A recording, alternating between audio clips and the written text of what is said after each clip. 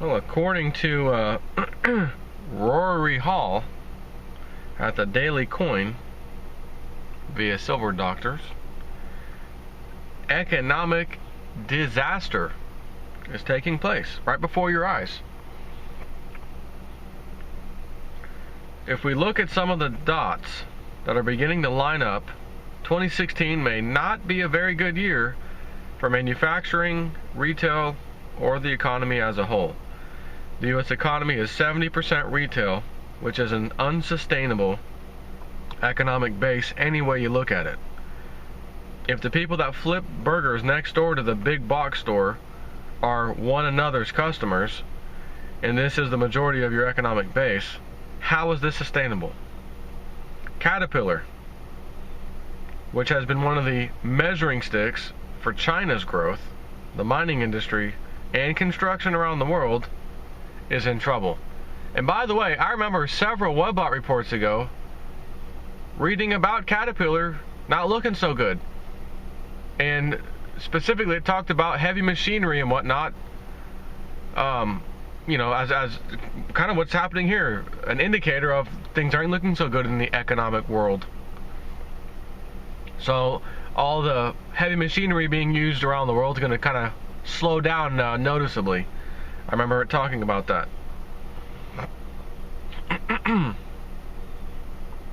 As the world's largest manufacturer of heavy construction equipment, one can get a sense of what will be happening in the coming months based on the sales of Caterpillar equipment. No sales, no construction, and from there you have a massive hole in the economy. The number of other industries that are tied to construction and mining are immense. The situation is so bad, Caterpillar announced they were cutting 10,000 jobs through 2018, and by the way, 5,000 of those jobs will be cut next year. This does not bode well for global economic growth. As we have reported for most of 2015, the Baltic Dry Index, or BDI, has been bleeding out all year. In the spring, the BDI was falling off a cliff, and people were crying that it was due to the longshoremen's strike in California that began in February 2015.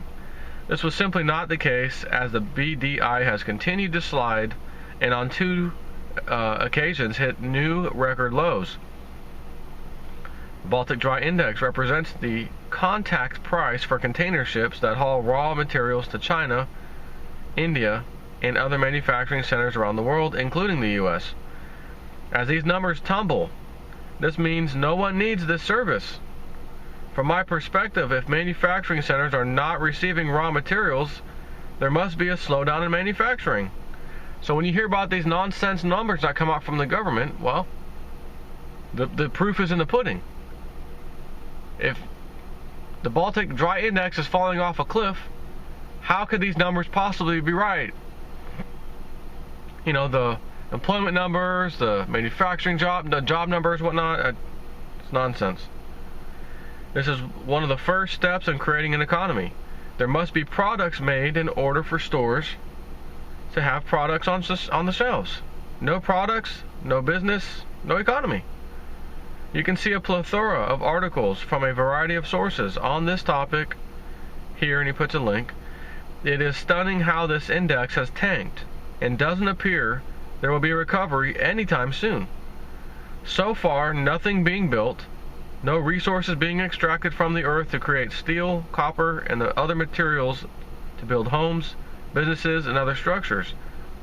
The shipping component of the raw materials has been in free fall for almost a year, and the Federal Reserve, the Bureau of Labor Statistics, and the other government agencies would have everyone believe all is well, and recovery is going great. What a freaking lie, he says.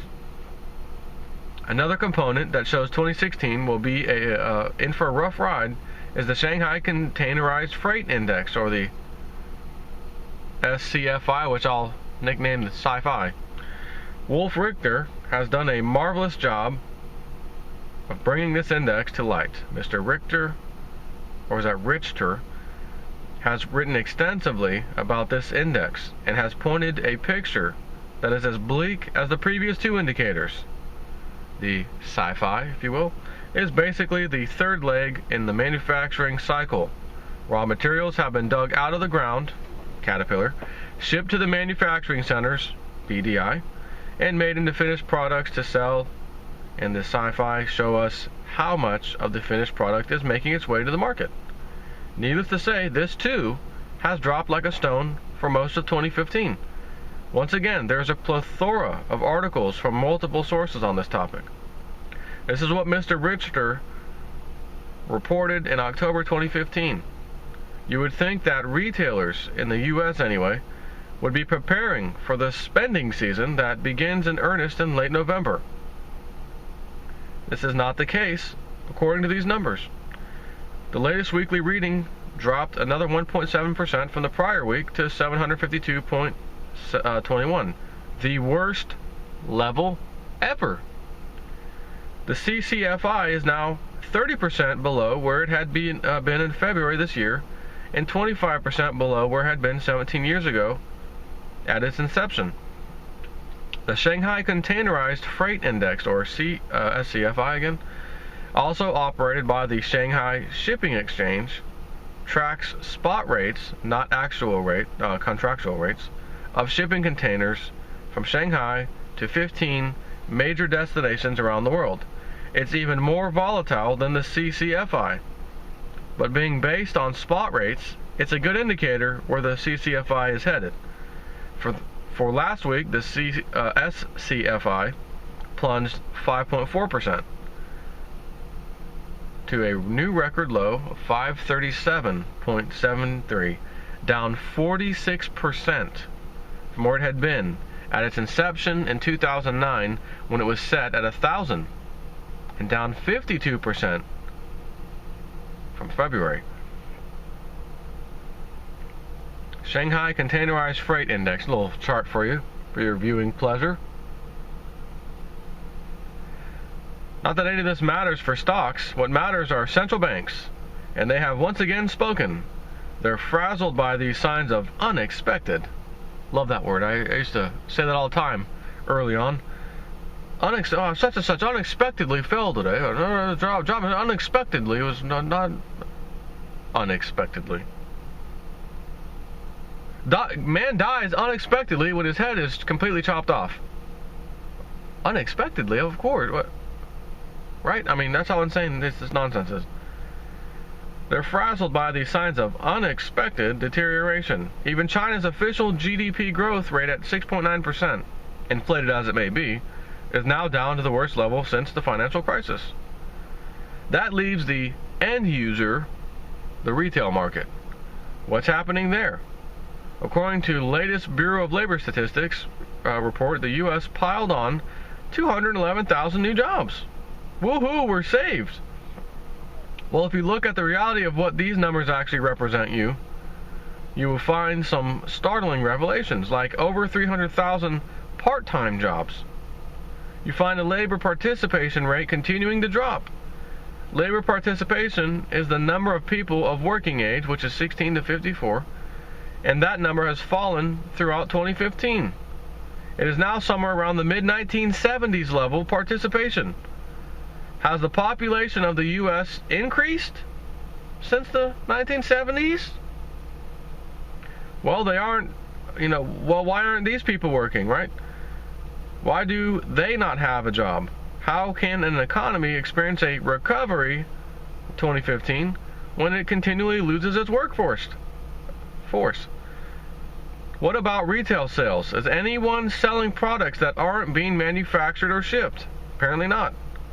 According to Dave Kranzler, Investment Research Dynamics, the biggest sales day of the year, Black Friday, actually fell by 10% compared to last year. Total sales in the U.S. on Black Friday fell 10% to $10.4 billion this year, down from $11.6 billion in 2014, according to research firm ShopperTrack.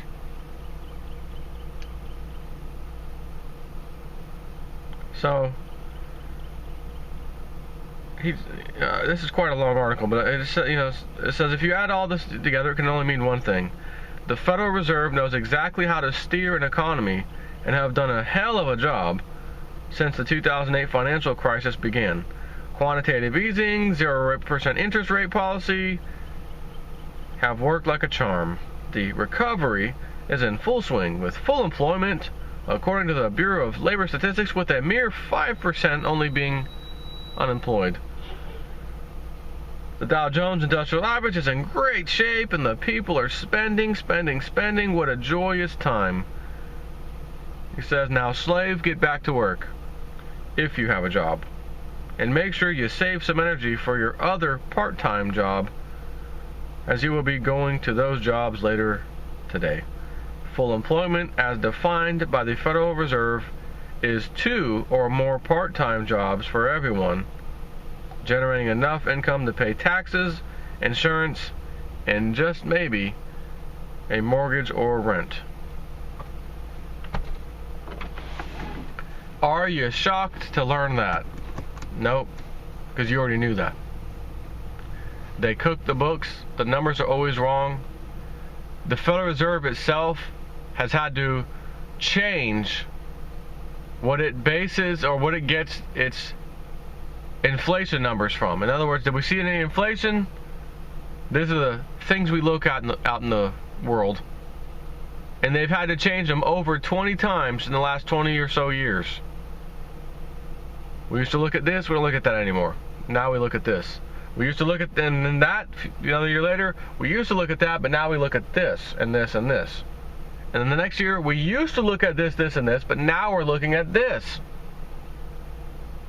One thing they never look at, get ready to be shocked. Energy prices and food. Now naturally you'd say, well, energy prices, oil's been down for a good while now. Yeah, temporarily. Just like when they manipulate the market with all the other commodities. They have a reason for it, and it's not to help you. It's not to make you spend less money driving to work. It's to bankrupt the Middle East and other oil-producing countries, including some South American countries. That's the point of it. So you're just along for the ride at this point. But when they're done doing that, you can bet the prices will rise again. But the other factor that you would think would never ever be removed from determining if we have inflation or not by the Fed would be the cost of food. I mean, call me crazy. And then the third one would be not just energy as a whole, but your electric bill. That kind of energy. Because again, with cheap, natural gas is cheap, all this stuff is cheap right now. How come your electric bill didn't go down? How come your electric bill is the same? Now some of you may say, oh, well, I have natural gas for certain things. Okay. Y'all's might have come down a little bit. But you guys actually are few and far in between. The mass majority of America relies on good old electricity for all their needs. And for some reason, those prices don't come down. Right? The companies will I don't know if I want to say lobby or just request their lawmakers of whatever area, whatever state they're in. Can we get approval for a little rate hike? Yep, okay. Because, energy costs are pretty high. Okay, yep, approved. And then we have a time period like now when energy's pretty low, right? All commodities are deflated. Yeah, see what happens is we don't lower the rates once we get the approval. That just becomes great profit for us. Matter of fact, lately, really, really, really great profit for us. So your electric bill doesn't go down. Food prices don't come down. The two main things that actually matter, and I'll add a third one now that the Federal Reserve should be looking at. You should be changing your statistics and tools that you use to determine that, and add housing prices, rent prices.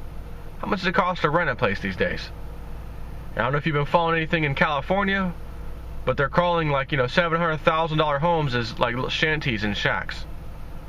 I just read something on, I think it was Zero Hedge the other day, that someone's renting literally a cutout small box of an area for like $500 a month in their house. And I mean literally. Like a giant cardboard box of an area for that's what you're getting for $500 a month. I mean, what in the hell's going on? If you look at the government's numbers, everything's going on great. What do you mean what's going on? It's fantastic. Fantastic. Well, got a sneaky suspicion that it's not too fantastic for everyone else, and as this article is talking about, 2016 is going to show worse real numbers than 2015. And we got this week, getting ready for it, Federal Reserve, what are you going to do? You going to raise rates? You're not going to raise rates. Wabot seems to say it doesn't matter. Whatever decision that they do is going to be bad for the markets and the economy no matter what, and will be looked back upon in the next few months as, man, you guys made a very bad decision middle of December. And I know a lot of people are talking about, well, they may just say there's a more QE, quantitative easing. But they kept coming out recently saying everything still looks good, economy looks good. So we think we may be on track to raise rates in December. We shall see.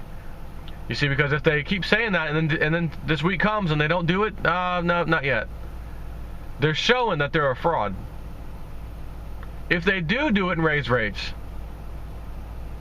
it's going to have a catastrophic effect on the entire market. So, remains to be seen. We're going to find out here shortly. Take care.